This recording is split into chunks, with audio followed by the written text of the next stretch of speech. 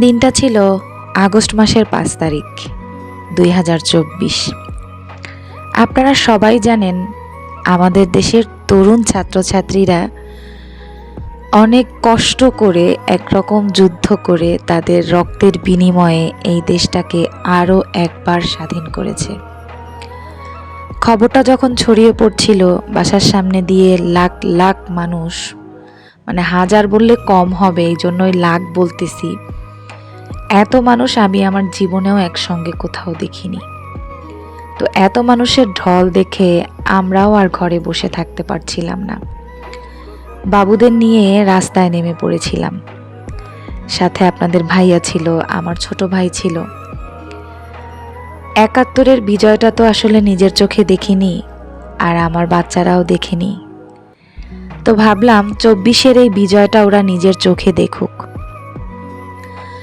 মোবাইলে হয়তো দেখবে, ভিডিওতে, ফেসবুকে, সব নিউজ চ্যানেলে, তার থেকে নিজের চোখে দেখাটা আমার মনে হয়েছিল অনেকটা শান্তির হবে, অনেকটা স্বস্তির হবে এবং অনেকটা গর্বেরও হবে। রাস্তায় নেমে খুবই ভালো লাগছিল মানুষের মুখের হাসি, আনন্দ উল্লাস দেখে। ভিতর থেকে মনে হচ্ছিল সবাই হাসছে, কারো মনে কোনো রকম কোনো দ্বিধা কিংবা ভয় কোনো কিচ্ছু নেই। মনে যা আসছে তাই বলে স্লোগান দিচ্ছে, কাউকে ভয় পাচ্ছে না। সব কিছু দেখে খুবই ভালো লাগছিল। সারাটা বিকাল আমরা শহরের বিভিন্ন জায়গায় রিক্সা করে, অটো করে ঘুরেছি, বাবুদেরকে দেখিয়েছি, একসাথে আনন্দ করেছি। এরপরে বিকালবেলা যখন মাগরিবের আজান দিবে তখন আমার এক বন্ধু, আমার আগের স্কুলের কলিগ, উনি খুব রিকোয়েস্ট করছিলেন তাদের বাসায় যাওয়ার জন্য। তো গেলাম তাদের বাসায়। মানে সেই আপুও হচ্ছে অনেক মিষ্টি কিনলো, তারপরে বাসায় অনেক ভালো ভালো নাস্তার আয়োজন করলো এই বিজয় উপলক্ষে। তো সবাই মিলে বিজয়টা উদযাপন করার জন্যই আসলে তাদের বাসায় গিয়েছিলাম অনেক মজা করে। রাত ৯টার দিকে যখন আমি বাসায় ফিরছিলাম তখনই আমার জীবনে একটা বিপদ নেমে এলো। রাস্তাঘাট একদমই ফাঁকা ছিল, কোনো লোকজন ছিল না। রাস্তার মোড়ে মোড়ে কিছু ছাত্ররা ছিল, ওরা আনন্দ করছিল। রিক্সাওয়ালা মামা রাস্তাটাকে একদম ফাঁকা পেয়ে খুব জোরে জোরে টানছিল। আমি অনেকবার নিষেধ করেছি যে মামা আস্তে চালান, আমাদের কিন্তু কোনো রকম তাড়া নেই।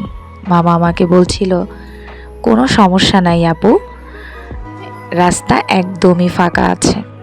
কিন্তু দুর্ভাগ্যবশত এত জোরে চালাচ্ছিল, হয়তো তিনিও অনেক আনন্দে ছিল বলে রাস্তার যে বিটটা সেটাই সে খেয়াল করেনি। বিটটার সঙ্গে জোরে একটা ধাক্কা মেরে দেয়। আমার ছোট মেয়েটা আমার কোলেই ছিল, বড় মেয়েটা আমার পাশেই বসা ছিল। রিক্সাটা উল্টে যায়, আমি আমার ছোট মেয়েটা ছিটকে পড়ে যাই। কি যে একটা পরিস্থিতি, মানে বলে বুঝাতে পারবো না। আমার পায়ে অনেক ব্যথা পাই, সামান্য ফ্র্যাকচার হয়, অনেক ছাল উঠে যায়, রক্ত বের হয়। রিক্সা থেকে পড়ে যাবার পরে চোখ মেলে দেখছিলাম শুধু আশেপাশে অনেক মানুষ আর মানুষ। চিৎকার করে শুধু বলছিলাম আমার মেয়েরা কোথায়। বড় মেয়েটা পাশে এসে দাঁড়ালো, তাকিয়ে দেখলাম ওর তেমন কিছু হয়নি। ও আমাকে ধরে অনেক কান্না করছিল, যে ভেবেছে আমার কি না কি হয়েছে। এরপরে চিৎকার করছিলাম আমার ছোট মেয়ে কোথায়, আমার ছোট মেয়ে কোথায়। সবাই বলছিল যে ছোট বাবুকে নাকি হাসপাতালে নিয়ে যাওয়া হয়েছে। তখন বুকের ভিতরটা কেমন করে যে উঠেছিল, যেটা এখন বলে বোঝাতে পারবো না। ভাবছিলাম কি না কি হলো। সবাই ধরে একটা রিকশায় তুলে দিল আমাকে। ব্যাগ থেকে মোবাইলটা বের করে আপনাদের ভাইয়াকে ফোন দিল আমার বড় মেয়ে। আপনাদের ভাইয়াও কাছাকাছিই ছিল, হোন্ডা ছিল সাথে, যার জন্য খুবই দ্রুত চলে আসতে পেরেছে। হসপিটালে গেলাম, গিয়ে দেখি আমার ছোট মেয়েকে ব্যান্ডেজ করছে। এরপরে ডাক্তারকে জিজ্ঞেস করার পরে বলল যে ওর থুতনির নিচে অনেকটা গর্ত হয়ে কেটে গেছে।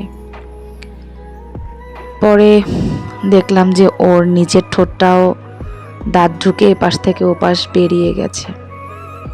অনেক রক্ত পড়েছে, গায়ের জামাটা পুরা রক্তে ভেজা। এরপর তো হাঁটুর ছাল চলে গিয়েছে, 2 হাতের কোণর ছাল গিয়েছে।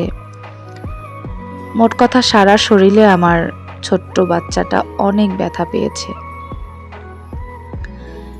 এই 5টা দিন পর্যন্ত আমরা মা মেয়ে একদম বিছানায়।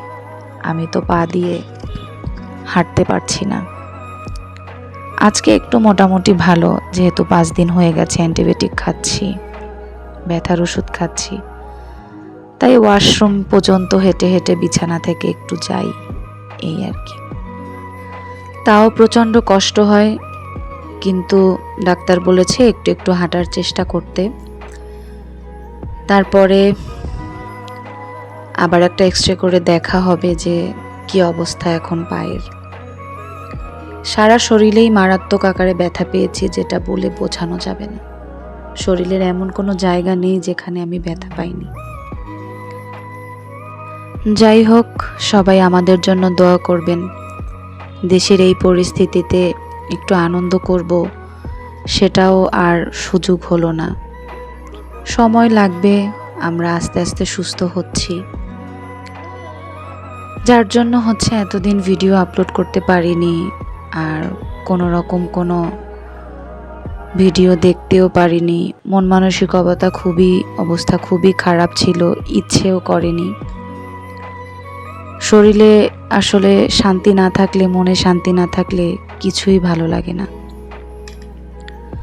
তো ভালো থাকবেন সবাই, আর আমাদের জন্য বেশি বেশি দোয়া করবেন। আল্লাহ হাফেজ।